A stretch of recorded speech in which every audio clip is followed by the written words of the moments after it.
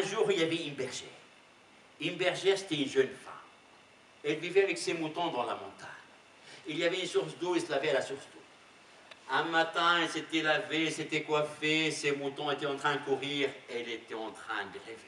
Elle soupirait. Elle rêvait à un prince, mais qui passerait par la montagne.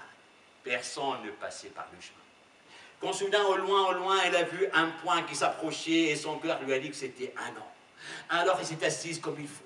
Elle a ouvert un bouton, elle s'est assise, elle a laissé ses cheveux tomber sur ses épaules. Mais l'homme s'approchait, elle s'inquiétait. L'homme s'approchait, il marchait debout comme un bâton.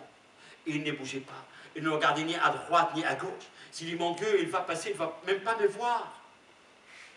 En s'approchant, il a vu que l'homme portait sur la tête un sac de blé. Dans une main, il y avait une corde, au bout de la corde, il y avait une chèvre. L'autre main, il portait une marmite. L'homme est passé, il n'a pas vu la bergère. La bergère a poussé un cri. L'homme s'est retourné et lui a dit, mais pourquoi tu as crié comme ça? Et pourquoi j'ai crié? Je suis une jeune femme, toute belle, toute seule, en pleine montagne, je viens de me laver à la rivière, à la source, et je suis là toute seule, et même si je pousse des cris, toi tu es un homme ici, je pousse des cris, personne ne m'entendra, alors j'ai peur de toi. Écoute, n'aie pas peur, tu vois, je suis complètement bloqué, j'ai un sac de blé sur la tête, une chèvre, dit, oui, mais tu pourras poser tout ça. Je dis, non, mais t'inquiète pas, je ne peux pas te poser, sinon la chèvre mangeait le blé, et ça, le blé, j'en ai besoin.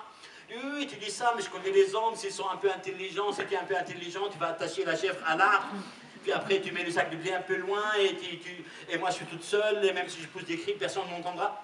Ah, j'ai compris. Il a attaché sa chèvre, et il a mis le sac de blé un peu loin, et puis il est venu rejoindre la bergère, puis ils sont aimés, puis ils sont restés, puis c'est comme ça que les hommes, à leur tour, sont devenus des bergers.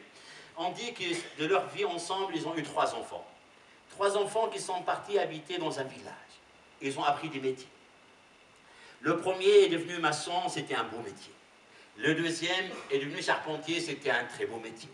Le troisième est devenu insanier, c'était un très très beau métier. Mais le village était pauvre. Le village était pauvre, les 3 frères n'avaient pas de travail. Alors un jour,